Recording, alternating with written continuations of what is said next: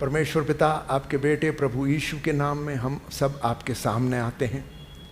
पिता परमेश्वर, आप मुझे आपके वचन में से बोलने के लिए सहायता और मदद कीजिए। पवित्र आत्मा, आप मेरे जीवन में आइए और अपने परमेश्वर के वचन को बोलने में मेरी मदद कीजिए।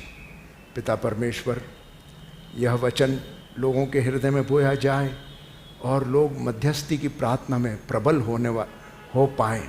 प्रभु यीशु के नाम में मांगते हैं, आमीन। आज का हमारा विषय है मध्यस्थ के हृदय में परमेश्वर का प्रेम। परमेश्वर के प्रेम के बारे में हम यूहन्ना की किताब उसका 3 अध्याय उसके 16 वचन में पढ़ते हैं।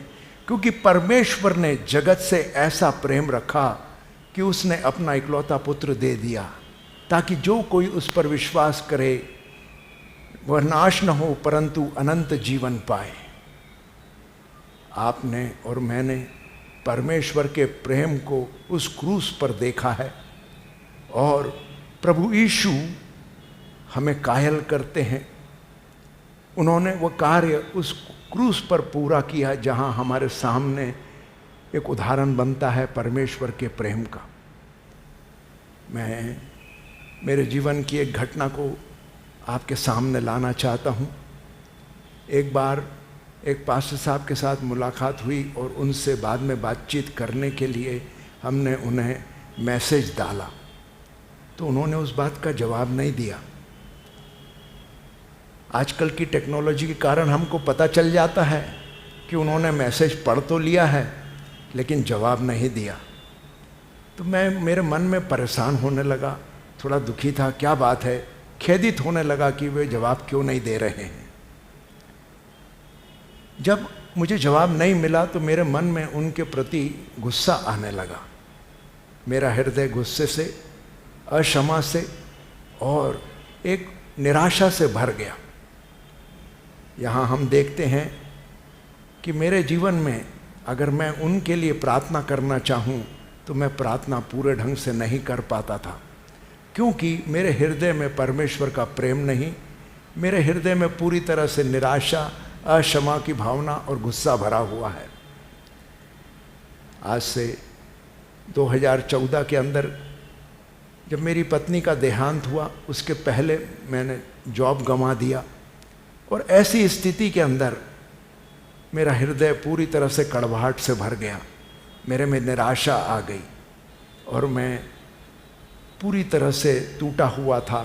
ऐसी स्थिति के अंदर अगर कोई मुझे कहे कि क्या तुम परमेश्वर से प्रेम रखते हो, तो मैं झूठ तो कह सकता था, लेकिन सच्चाई में मेरे हृदय में परमेश्वर के लिए जो प्रेम होना चाहिए वो नहीं था।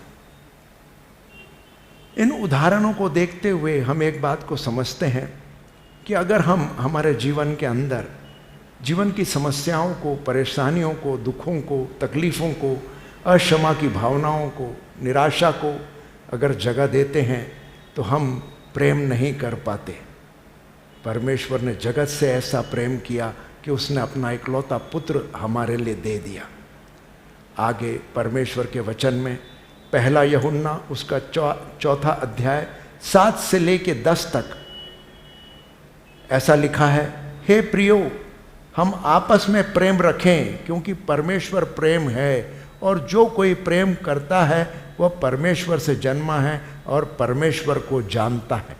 जो प्रेम नहीं रखता वह परमेश्वर को नहीं जानता, क्योंकि परमेश्वर प्रेम है। जो प्रेम परमेश्वर हमसे रखता है वह इससे प्रकट हुआ कि परमेश्वर ने अपने इकलौते पुत्र को जगत में भेजा कि हम उसके द्वारा जीवन पाएं। प्रेम इसमें नहीं कि हमने परमेश्वर से प्रेम किया, पर इसमें है कि हमसे परमेश्वर ने प्रेम किया और हमारे पापों के प्रायश्चित के लिए अपने पुत्र को भेजा। हम परमेश्वर के प्रेम को परमेश्वर के कामों के द्वारा जानते हैं। हमारे में कोई ऐसी भलाई या अच्छाई नहीं थी कि परमेश्वर को हम अच्छी तरह भाली भांति जानते या परमेश्वर से प्रेम रख पाते। यह तो परमेश्वर का जो प्रेम है जो हम परमेश्वर को जानते हैं, क्योंकि उसने हमसे प्रेम रखा और हमारे लिए अपना इकलौता पुत्र सूली पर दे दिया। 1 यूहन्ना उसका 4 उसका 20 से 21 में आपके लिए पढ़ता हूँ। यदि कोई कहे मैं परमेश्वर से प्रेम रखता हूँ और अपने भाई से बैर रखे तो वह झूठा है, क्योंकि जो अपने भाई से जिसे उसने देखा है प्रेम नहीं रखता, वह परमेश्वर से भी जिसे उसने देखा नहीं है प्रेम नहीं रख सकता। और उससे हमें यह आज्ञा मिली है कि जो कोई परमेश्वर से प्रेम रखता है वह अपने भाई से भी प्रेम रखे। आपके और मेरे लिए परमेश्वर ने न केवल हमारे सामने प्रेम की पराकाष्ठा को रखा है, परंतु यह आज्ञा दी है कि हम अपने बैरी से भी प्रेम रखें। यहाँ परमेश्वर का वचन हमको सिखाता है कि अपने पड़ोसियों से, अपने भाइयों से प्रेम करना। हमें आज्ञा मिली है कि हमें परमेश्वर का प्रेम जो हमारे ऊपर प्रदर्शित हुआ है प्रभु यीशु के क्रूस के कारण, वो हम दूसरों को प्रदर्शित करें। अब यह पहचानना जरूरी है कि हमारा भाई कौन है। इसके लिए हम परमेश्वर के वचन लूका की किताब उसका 10वां अध्याय 32 से 37 वचन को देखेंगे। यहाँ पर अच्छे सामरी की कहानी के बारे में लिखा हुआ है। एक व्यक्ति जेरूसलेम से निकलकर यरीहो को जा रहा था और रास्ते में उसको लोगों ने लूट लिया, मारा पीटा और अधमरा करके उसको रास्ते में छोड़कर चले गए। ऐसे में थोड़ी देर बाद वहाँ से एक याजक गुजरा, लेकिन याजक ने उसके पास से दूर से ही चला गया, उसके पास जाने की कोशिश भी नहीं की। उसके बाद वहाँ एक लेवी आया और वो लेवी भी उसके पास जाने के बजाय उससे दूर से ही चला गया। थोड़ी देर बाद एक सामरी व्यक्ति, उस समय में सामरियों को नीची जात का कहा जाता था, जिनसे उस समय के लोग वास्ता नहीं रखते थे। आज भी हमारे देश के अंदर जातिवाद की स्थिति है और वही जातिवाद की स्थिति उस समय भी थी। और वह सामरी व्यक्ति जो वहाँ आया तो उसने उसके ऊपर दया की, उसके पास गया, सबसे पहले उसके घावों पर दाखरस लगाया कि उसके जख्म जो हैं वो सूख जाएं, और उसके ऊपर तेल लगाया कि वे अच्छे हो जाएं, चंगे हो जाएं। इस प्रकार से करने के बाद वह उसको लेकर चला और सराय में लेकर आया, और सराय में आने के बाद उसने उसको वहाँ रखा, और रखने के बाद सराय के मालिक को जाकर पैसा दिया, क्योंकि वो अपनी यात्रा को और आगे जाने के लिए प्रारंभ करना चाहता था। उसकी यात्रा को पूरा करने के लिए उसका जाना जरूरी था। इसलिए उसने वहाँ के सराय के मालिक को पैसा दिया और कहा, देखो मैं ये पैसा दे के जाता हूँ, आप इस व्यक्ति की रक्षा और संभाल करना, उसकी देखरेख करना, उसकी सुधि लेना, और अगर और भी अधिक कोई पैसे की ज़रूरत पड़े तो मैं जब वापस आऊँगा तो मैं आपको चुका दूँगा। यहाँ प्रभु यीशु एक हमसे प्रश्न पूछते हैं कि उन डाकुओं ने तो उसके साथ में बुरा बर्ताव किया था, लेकिन इन तीनों में, वो डाकू में, अच्छे सामरी में और लेवी और याजक के बीच, इन तीनों में पड़ोसी कौन ठहरा? उसका भाई कौन है जिसने उसकी सुधि ली? उसने उससे कहा, वही जिसने उस पर तरस खाया, वही व्यक्ति जिसने उस पर तरस खाया, उसकी रक्षा और संभाल की, उसकी सुधि ली, वही व्यक्ति उसका भाई है, वही उसका पड़ोसी है। यह परमेश्वर के वचन से हमको सीखने को मिलता है कि प्रेम की पराकाष्ठा क्या है।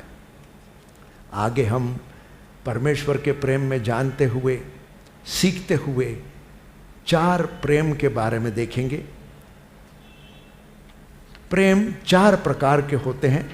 पहला है स्टोर्जियो, पारिवारिक प्रेम। दूसरा है इरोज, पति पत्नी के बीच का प्रेम। फिलिया, मित्रता का प्रेम। यहाँ भाई भाई के साथ मित्रता का प्रेम, दूसरे व्यक्ति के साथ जो हम मित्रता रखते हैं उसके प्रेम के बारे में व्याख्या की गई है। लेकिन सबसे अलौकिक ऐश्वर्य प्रेम है, वो है अगापे प्रेम। यह अगापे प्रेम की कुछ परिभाषाएं परमेश्वर ने हमको बताई है, और कम से कम 200 पार अगापे प्रेम के विषय में बाइबल में उल्लेख किया गया है। अगापे प्रेम का एक महत्वपूर्ण पहलू यह है कि वह भावनाओं से परे है। यह एक भावना या भावना से अधिक है। अगापे प्रेम सक्रिय है या क्रियाओं के माध्यम से प्रेम को प्रदर्शित किया जाता है। ऐसा कोई काम किया जाता है जिससे यह प्रदर्शित हो कि हम आपसे प्रेम करते हैं। यह निस्वार्थ है, इसमें कोई शर्त नहीं, कोई स्वार्थ नहीं, परंतु एक सचमुच का अगापे प्रेम है। इन चारों प्रेम को मिलाकर ही हम अपना जीवन जी सकते हैं। यह अगापे प्रेम ही है जहाँ हमें निरंतर प्रेम करने के लिए प्रेरित करता है, क्योंकि जब हम किसी से मित्रता करते हैं तो मित्रता खत्म हो जाएगी तो प्रेम खत्म हो जाएगा। पति पत्नी के बीच का प्रेम भी जो है नाराज़गी आ सकती है और प्रेम खत्म हो जाएगा, लेकिन अगापे प्रेम ही है जो खत्म नहीं होता।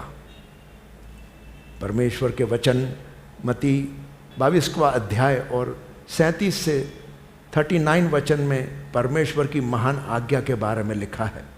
आपको और मुझको परमेश्वर की यह महान आज्ञा है कि तू परमेश्वर अपने प्रभु से अपने सारे मन, अपने प्राण और अपनी सारी बुद्धि के साथ प्रेम रख।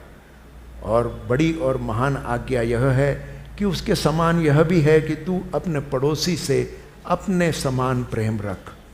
परमेश्वर ने हमें ये आज्ञा दी है। परमेश्वर लोगों से अगापे प्रेम करने के लिए कह रहे हैं। परमेश्वर के वचन में जब हम और देखते हैं और उसका चिंतन और मनन करते हैं तो मत्ती की किताब उसका 5वां उसका 43 से 46 में लिखा है, तुम सुन चुके हो कि कहा गया था कि अपने पड़ोसी से प्रेम रखना और अपने बैरी से बैर, परंतु मैं तुमसे यह कहता हूँ कि अपने बैरियों से प्रेम रखो और अपने सताने वालों के लिए प्रार्थना करो, जिससे तुम अपने स्वर्गीय पिता की संतान ठहरोगे, क्योंकि वह भले और बुरे दोनों पर अपना सूर्य उदय करता है और धर्मी और अधर्मी पर मेह बरसाता है। क्योंकि यदि तुम अपने प्रेम रखने वालों से प्रेम रखो तो तुम्हारे लिए क्या लाभ होगा? क्या चुंगी लेने वाले भी ऐसा नहीं करते? परमेश्वर आपको और मुझे यहाँ शिक्षा और आज्ञा दे रहे हैं कि हमें अपने शत्रुओं से भी प्रेम रखना है। हमारे हृदय में क्षमा की भावना होना चाहिए। वो पास्टर साहब जिन्होंने मुझे मैसेज का जवाब नहीं दिया था, उनके लिए अगर मैं प्रार्थना करने बैठता तो मुझसे प्रार्थना नहीं होती थी। सबसे पहले मुझे अपने आप को जांचना पड़ा। परमेश्वर ने मुझे वहाँ पश्चाताप की प्रार्थना के लिए प्रेरित किया और मैंने अपने आप से परमेश्वर के सम्मुख प्रार्थना की और पश्चाताप किया कि प्रभु मुझे क्षमा करें, मुझ पर दया करें कि मैं अपने पास्टर के साथ जिनसे मेरा मित्रता है, जो मेरे जान पहचान के हैं, उनके प्रति मेरे दिल में जो है दर्द है, उनके खिलाफ मेरे दिल में गुस्सा है, मुझे आप क्षमा करें। और फिर मैंने अपने आप को क्षमा किया और पास्टर साहब को क्षमा किया। इस प्रकार का करने के बाद ही वह अगापे प्रेम मेरे हृदय में प्रवाहित हुआ। आपके और मेरे जीवन में यह घटना हो सकती है। हम मनुष्य हैं, हमसे गलतियां होती है, हम नाराज होते हैं, हमें परेशानी आती है, हमें बुरा लगता है, लेकिन आपको और मुझको परमेश्वर के अगापे प्रेम में बढ़ना है, क्योंकि मध्यस्थी की प्रार्थना करने के लिए हमारे लिए महत्वपूर्ण है कि हमारा हृदय पूरी तरह से प्रेम से भरा हुआ हो।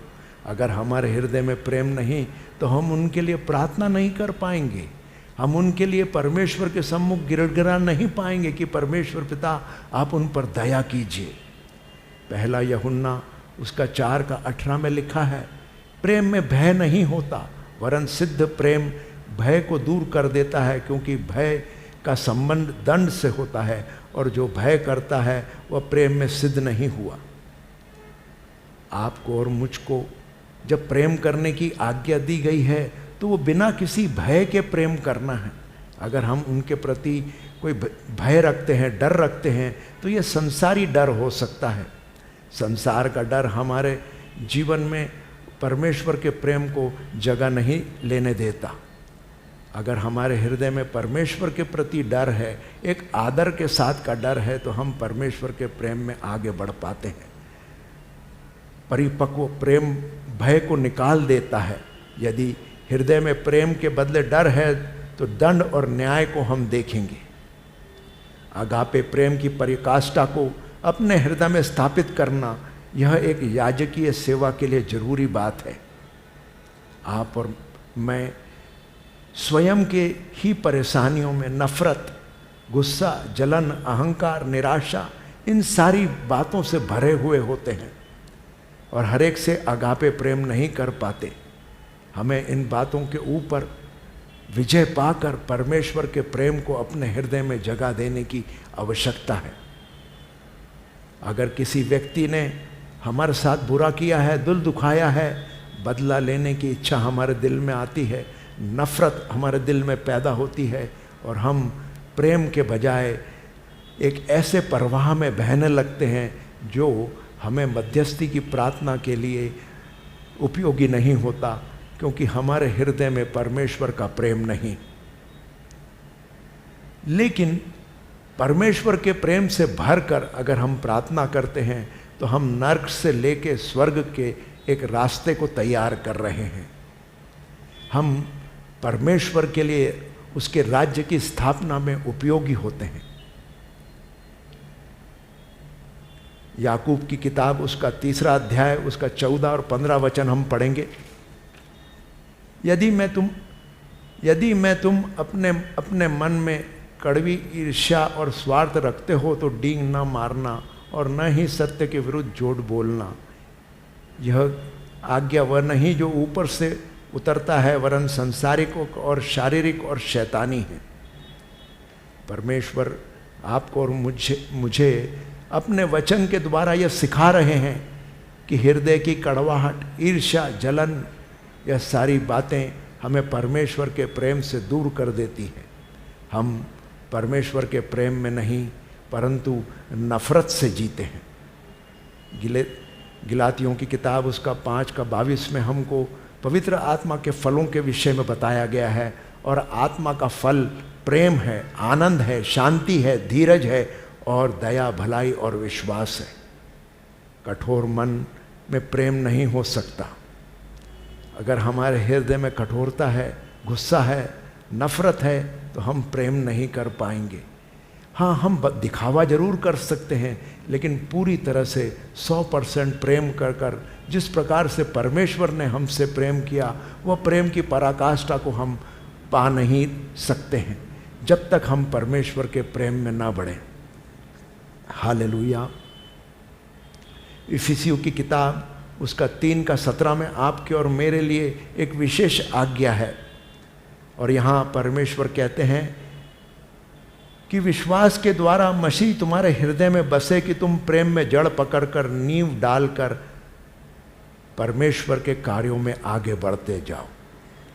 कहने का अभिप्राय है कि आपके और मेरे प्रेम की जड़ें प्रभु यीशु के क्रूस से है। प्रभु यीशु के क्रूस से हमारी प्रेम की जड़ें, और प्रभु यीशु के लहू के द्वारा हमारे जीवन में वो प्रेम प्रदर्शित हुआ। उसके लहू के द्वारा हमारा छुटकारा हुआ है। और जब हम उसके क्रूस के ऊपर देखते हैं तो हम उस प्रेम को देखते हैं जो उसने हमसे रखा। जब हम सीख पाते हैं कि हम दूसरों से प्रेम करें। आइए अब हम मध्यस्थी की प्रार्थना में प्रेम का क्या महत्व है यह बाइबल में उदाहरण में देखेंगे। पहला हम देखेंगे जो व्यवस्था विवरण की किताब उसके 9वें अध्याय में है। यहाँ पर कहानी है जो एक सच्ची घटना है। इजराइलियों ने हारून से कहा कि हमें नहीं पता मूसा कहाँ चला गया है, वो कब आएगा, तू तो हमारे लिए देवता बना जो हमें आगे आगे लेकर चल सके। और हारून ने वहाँ पर उनके साथ मिलकर सोने का बछड़ा बनाया। यह पाप उससे हुआ। और उसके बाद मूसा वहाँ आया और मूसा ने गिड़गिड़ाकर परमेश्वर से प्रार्थना की। उसने मध्यस्थी की कि प्रभु आप हम पर दया करें।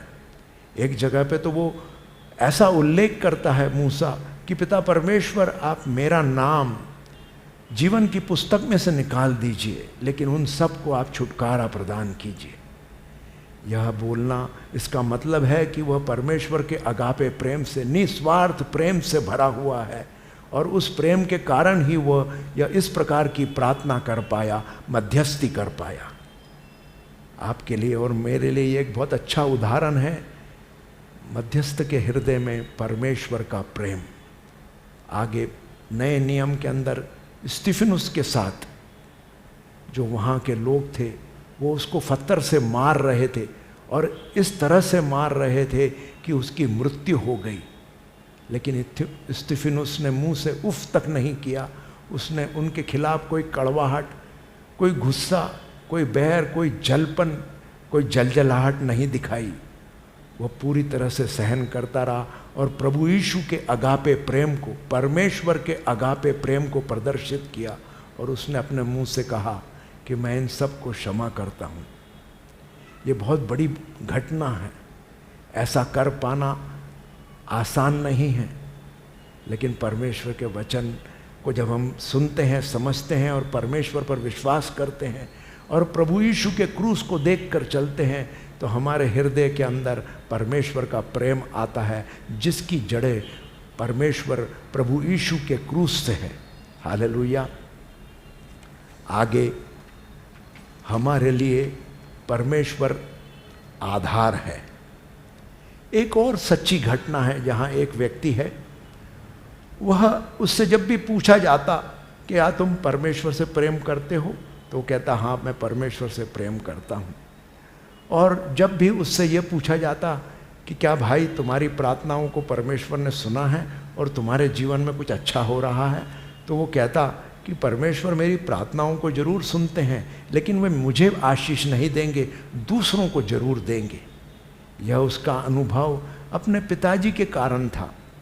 उसके जो पिताजी थे उसका और उसके पिताजी के बीच का जो संबंध था उसमें जो दरार थी, जो उसके पिता ने उसको कई बातों से वंचित किया और उसके साथ पक्षपात का व्यवहार किया, यही उसका अनुभव था। तो वो परमेश्वर को एक पिता के रूप में जब देखता है तो उसका हृदय लहूलुहान है। वो उस अनुभव को जो उसने अपने जीवते पिता के अंदर देखा है, वही चश्मे को लगाकर वो परमेश्वर की ओर देखता है और वही परमेश्वर के प्रेम को आलंकन का जो उसका स्तर है, उसमें वो परमेश्वर को कमजोर मानता है और वो कहता है परमेश्वर मुझे नहीं, दूसरों को जरूर आशीष देंगे। यह बात को हमें समझना जरूरी है। अगर आपके और मेरे जीवन के अंदर ऐसी कोई घटना है जहां हम परमेश्वर से प्रेम, संपूर्ण रूप से प्रेम करने के अंदर हमारे जीवन के अनुभवों के कारण हम परमेश्वर से नाराज हैं, कई बार आपके और मेरे जीवन में ऐसा समय आता है जहां हम प्रार्थना करते हैं और जब हम बहुत सारी प्रार्थना करते हैं और हमारा उत्तर नहीं मिलता तो हम निराश होने लगते हैं, दुखी होने लगते हैं और हमारे दिल में आता है गुस्सा। हम वो गुस्सा परमेश्वर के प्रति लाते हैं, लेकिन परमेश्वर दया का धनी है, वो हमसे प्रेम करता है। हमें इस बात को ध्यान में रखना जरूरी है कि विलंब जरूर होता है, लेकिन परमेश्वर वादे का पक्का है और वह जरूर हमारे जीवन में आशीष प्रदान करेंगे। हालेलुया। आपको और मुझको अगापे प्रेम से भरना है। मन की कड़वाहट, नफरत, बदला, क्षमाहीनता का त्याग कर परमेश्वर के सम्मुख खड़े रहकर याजकीय प्रार्थना करने के लिए हमें अगापे प्रेम को हमारे जीवन में प्रवाहित होने देना है। हमारा हृदय जब परमेश्वर के प्रेम से भरा हुआ होगा तभी हम प्रभु यीशु की समानता में कार्य कर पाएंगे। मध्यस्थ के हृदय को अगापे प्रेम से भरे रहने की ज़रूरत है, जिससे घायल संसार को जो परमेश्वर की कलीसिया में विश्राम मिल सके, शांति और प्रेम मिल सके। जब लोग हताहत हुए, दुखी हुए वे कलीसियाओं में आएंगे तो परमेश्वर का प्रेम पाकर वे शांति को महसूस करेंगे। यह परमेश्वर का प्रेम हमारे हृदय में होना ज़रूरी है। यही अगापे प्रेम हमको प्रार्थना करने के लिए प्रेरित करता है। हालेलुया। याजकीय पद धारण करना कहने का मतलब है एक प्रार्थना करने वाला योद्धा बनना, एक मध्यस्थ बनना, एक याजक होकर मध्यस्थी प्रार्थना करना। इसके लिए हमारे हृदय में परमेश्वर का प्रेम होना बहुत ज़रूरी है। हालेलुया। आइए अब हम प्रार्थना करेंगे। आप मेरे साथ ये प्रार्थनाओं को दोहराएं और परमेश्वर के सम्मुख छुटकारा पाएं। हे प्रेमी अनुग्रहकारी परमेश्वर, आपके बेटे प्रभु यीशु के नाम में हम आपके दया के सिंहासन के सामने आते हैं और पिता परमेश्वर, हम आपसे क्षमा मांगते हैं कि हम दूसरों से नाराज होते हैं, हम गुस्सा करते हैं, हमारे में नफ़रत है, हमारे में निराशा है, हमारे हृदयों में कड़वाहट है और पिता परमेश्वर हम दूसरों से अपने समान प्रेम नहीं कर पाते।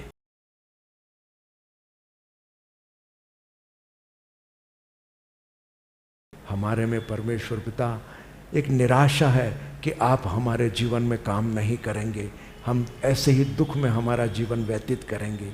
यह पाप हमसे हुआ है, आप हमें क्षमा करें और आपके बेटे प्रभु यीशु के लहू से हमको धोकर शुद्ध और पवित्र करें। परमेश्वर पिता, यहाँ हम अपने आप को माफ़ करते हैं, हम दूसरों को माफ़ करते हैं। परमेश्वर पिता, जिन्होंने हमारा दिल दुखाया, हमारे मन में परेशानी डाली, हमारे दिल में उनके प्रति नफ़रत है, मध्यस्थी करने के लिए ज़रूरी है परमेश्वर पिता कि हम अपने मित्रों के साथ, अपने संबंधियों के साथ फिर से मेल मिलाप कर लें। आज हम आपके बेटे प्रभु यीशु के लहू को मांगते हैं, आप हमें छुटकारा दीजिए और प्रेम और मेल मिलाप की आत्मा हमारे जीवन में कार्य करने पाए। हम इस प्रेम और मेल मिलाप से भरकर दूसरों के लिए आशीष का कारण बनने पाए। पिता परमेश्वर, होने दीजिए कि वो अगापे प्रेम हमारे हृदय में बहने पाए। हमारे हृदय की कड़वाहट, हमारे हृदय का गुस्सा, जलपन, निराशा, इन सारी बातों को, जो ये दुष्ट शक्तियां हैं, इनको आप प्रभु यीशु के लहू से नष्ट कर दीजिए और आपके अगापे प्रेम से हमको भर दीजिए। पिता परमेश्वर, हम आपकी ओर देखते हैं, आपसे हमको दया मिले, यही हमारी अपेक्षा है। यह प्रार्थना हम हमारे उद्धारकर्ता मुक्तिदाता प्रभु यीशु के नाम में मांगते हैं, आमीन। अब हम प्रभु भोज की विधि में जाएंगे। हर प्रार्थना के बाद आपका और मेरा काम है कि हम उसकी मृत्यु को याद करें। प्रभु यीशु हमारे लिए मारा गया, गाड़ा गया और जी उठा। यही वह प्रेम की पराकाष्ठा है जो प्रभु यीशु ने उस सूली पर हमारे लिए पूरी की है। हम आज प्रभु यीशु को स्मरण करते हुए उस रोटी में भाग लेंगे। यह वह रोटी है जो परमेश्वर की देह, प्रभु यीशु की देह है, जो मेरे लिए तोड़ी गई। मेरे लिए प्रभु यीशु ने कोड़े खाए, मेरे पापों के लिए प्रभु यीशु ने अपने आप को सूली पर दे दिया कि मेरे पापों की क्षमा मुझे मिले, मुझे छुटकारा मिले अंधकार की शक्तियों से, मुझे छुटकारा मिले भय से, नफ़रत से, गुस्से से, अहंकार से, मुझे छुटकारा मिले निराशाओं से, मुझे छुटकारा मिले नफ़रत से। और यह कार्य को प्रभु यीशु ने मेरे लिए उस क्रूस पर पूरा किया है। मैं अब हम पिता परमेश्वर इस रोटी पर आपकी आशीष मांगते हैं। जैसे हम इसे ग्रहण करते हैं, हमारे जीवन के अंदर आपका जीवन आने पाए, प्रभु यीशु का जीवन हमारे जीवन में आने पाए, हम प्रभु यीशु के प्रेम से भर जाएं। पिता परमेश्वर, प्रभु यीशु के नाम से मांगते हैं, आमीन, आमीन। आइए हम प्रभु भोज की विधि में से रोटी में भाग लेंगे। फिर उसने प्याला लिया और कहा कि यह मेरी वाचा का लहू है।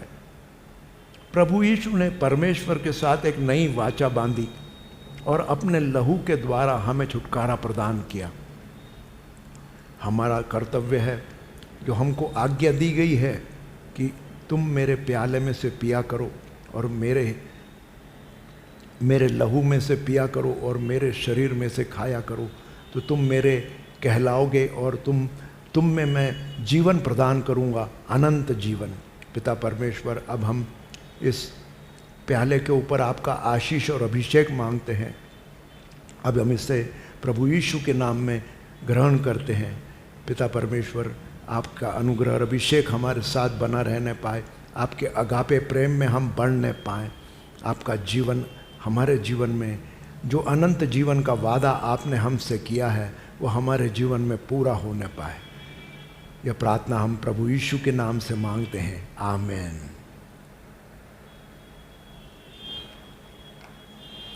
परमेश्वर पिता, इन वचनों के द्वारा और इन प्रार्थनाओं के द्वारा हमारे हृदयों में आपका प्रेम और अभिषेक बना रहे।